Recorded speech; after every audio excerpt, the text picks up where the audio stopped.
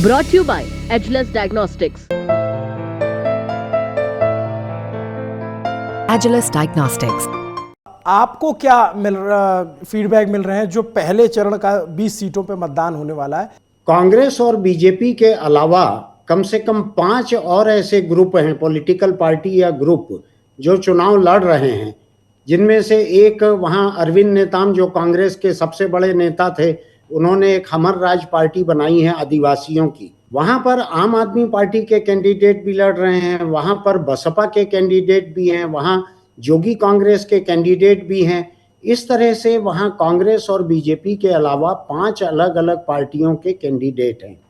मुझको ऐसा लगता है कि बस्तर की 12 सीटों पे ये पांचों कैंडिडेट मिलकर 5,000 से लेकर 10,000 तक वोट अगर ये पाते हैं, तो ये किस तरह से बैलेंस को टिल्ट करेंगे, ये अंदाज लगाना अभी बड़ा मुश्किल है। आज हम कोशिश कर रहे थे उसको एनालाइज करने की, लेकिन इनमें से कई पार्टियां ऐसी हैं जिनके कैंडिडेट पहली बार लड़ रहे हैं, उनके बारे में हम अंदाज नहीं लगा पा रहे हैं कि ये कितने वोट पाएंगे।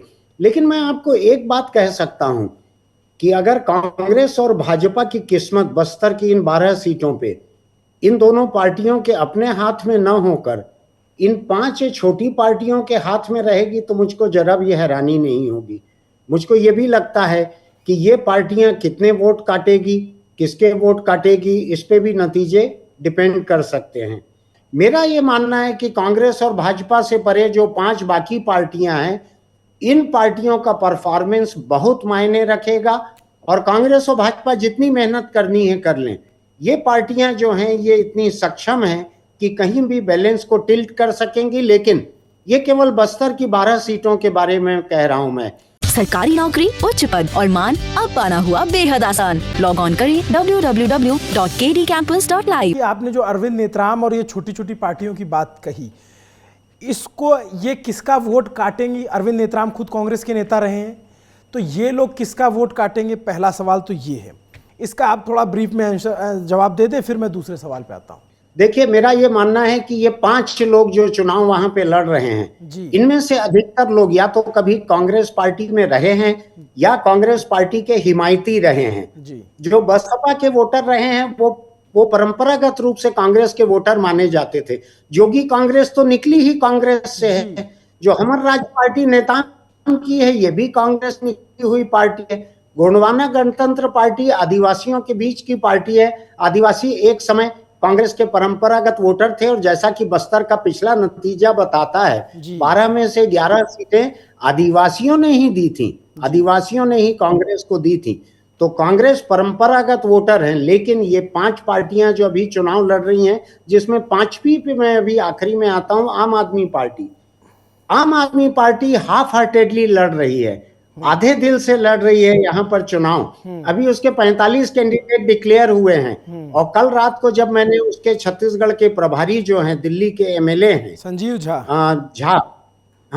झा, उनसे जब मैंने बात की कि आपके पार्टी में ये अफवाह है यहाँ पे कि आप और कैंडिडेट खड़े नहीं कर रहे हैं, कांग्रेस के समर्थन में आप आगे कैंडिडेट खड़े करने से रुक जा रहे हैं, कांग्रेस का साथ दे रहे हैं, तो उन्होंने बड़ी डिप्लोमेटिक जबान में मुझको कहा कि हाँ, अब हम और कैंडिडेट खड़े नहीं करेंगे।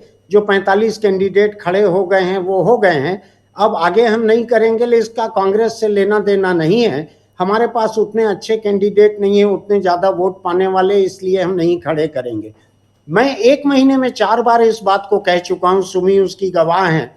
मैं आपके भी किसी कैमरे से ये बात कह चुका हूँ कि छत्तीसगढ़ में आम आदमी पार्टी कांग्रेस के साथ कोई ना कोई तालमेल करेगी, ऐसा पहले दिन से मुझको दिख रहा था। दोनों इंडिया नाम के गठबंधन में भागीदार हैं, और वहां से गठबंधन का एक दबाव इनके ऊपर है। यहाँ पे आम आदमी पार्टी की 3 बड़ी बड़ी सभाएं हुई, जिसमें से एक बहुत बड़ी सभा जो सबसे क्राउडेड थी, वो बस्तर के जगदलपुर में हुई थी, जिसमें केजरीवाल और मान 2 चीफ मिनिस्टर थे आम आदमी पार्टी के। उसमें भी उन्होंने कांग्रेस की कोई आलोचना नहीं की। तो आम आदमी पार्टी छत्तीसगढ़ में कांग्रेस की कोई आलोचना अभी तक नहीं कर रही है। तो मुझको ये समझ नहीं आ रहा है कि आम आदमी पार्टी क्या करेगी, कैसे चुनाव लड़ेगी। क्या फिर इस बार पिछले बार की तरह उसकी 85 सीटों पर जमानत जब्त होगी? इस बार खैर 45 पे ही लड़ रही है वो। तो जमानत जब्त कम सीटों पर होगी ना इस हिसाब से? जमानत जब्त कम सीटों पर हो। लेकिन मेरा ये स्पष्ट मानना है कि इन 5 में से जो भी वोट काटेंगे, ये सारे के सारे वोट कांग्रेस के कटने का खतरा मुझको साफ साफ दिख रहा है। वो सुमी भी सिर हिला रही है वहां बैठकर, मेरी बात से सहमत दिख रही है कांकेर में, कि 5 लोग जो हैं ये कांग्रेस के ही वोट काटेंगे। इतने वोट कटने के बाद कांग्रेस के हाथ में क्या बचेगा, वो बीजेपी से कितना आगे बच जाएगी, ये थोड़ा समझना मुश्किल है। दूसरा, मैं याद दिलाना चाहूंगा, 4 सर्वे अभी तक पिछले 1.5-2 महीने में सामने आए हैं, राष्ट्रीय स्तर के एजेंसियों ने, पब्लिकेशन ने जो करवाए हैं, उन सब में कहा गया है कांग्रेस और भाजपा का जो 10% का जो वोट गैप था पिछले चुनाव में, वो घटकर इस बार 4% रह जाएगा। 4% का वोट गैप रह जाएगा, ये उनका मानना है। ऐसे में अगर 5-5 लोग कांग्रेस के वोट नोचने वाले हैं, तो कांग्रेस के बदन पे कितने कपड़े बचेंगे, ये अंदाज लगाना थोड़ा मुश्किल है अभी। सुमी के पास में जाऊंगा। सुमी, इसमें आप क्या ऐड ऑन करना चाहती हैं कि आप बस्तर में हैं, जो वहाँ की लोकल पार्टियां हैं, जो वहाँ के क्षेत्रीय नेता हैं, उनका क्या प्रभाव है? जो गोंडवाना पार्टी है या फिर जो ये हमर राज पार्टी जो अरविंद नेताम की है, तो क्या असर दिख रहा है आपको ग्राउंड पे? तो मैं ये कह रही थी कि सर ने काफी वैलिड पॉइंट रेज किया कि थर्ड फ्रंट इस बारी बहुत स्ट्रांग और रोबस्ट नजर आ रहा है। इनफैक्ट लास्ट टाइम जो जेसीसी और बीएसपी थे, मायावती की बीएसपी, इस बारी वही 5 पार्टी हैं टोटल यहाँ पर जो काफी ज्यादा डिटर्मिनिंग वोट्स कट करेंगे। स्पेसिफिकली अगर हम बस्तर की बात करें तो सर्व आदिवासी समाज का फ्लोट किया हुआ Hamar Raj party is going to be very very crucial, और उसके अलावा गणतंत्र गोंडवाना पार्टी भी बहुत ज्यादा क्रूशियल होने वाला है। तो जो थर्ड फ्रंट का जो ऑप्शन है, जो एक 7.6% का वोट 2018 में उनको गया है, इस बार उससे ज्यादा वोट्स जाने के चांसेस है। लेकिन 7.6% में भी जेसीसी के 5 सीट्स थे एंड बीएसपी के 2 सीट्स थे।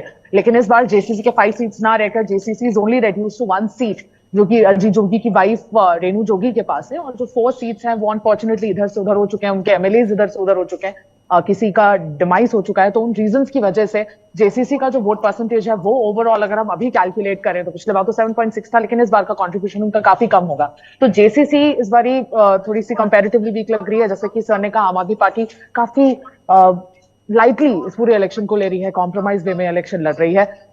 मुझे कहीं ना कहीं लग रहा है हमर राज पार्टी, गणतंत्र गोंडवाना पार्टी, ये जो ट्राइबल फैक्शंस हैं, ये बहुत ज्यादा बस्तर में एक चेंज लाने वाले हैं। And we have to, it remains to be seen, we have to wait and watch कि किस तरह से ये वोट्स को कट करने वाले हैं। अगर ये 5 से 10 के वोट्स को भी कट करते हैं किसी भी सीट पे, तो वो किस्सा ही बदल सकता है, किसी भी सीट का पॉलिटिकल लैंडस्केप बदल सकता है इस बार।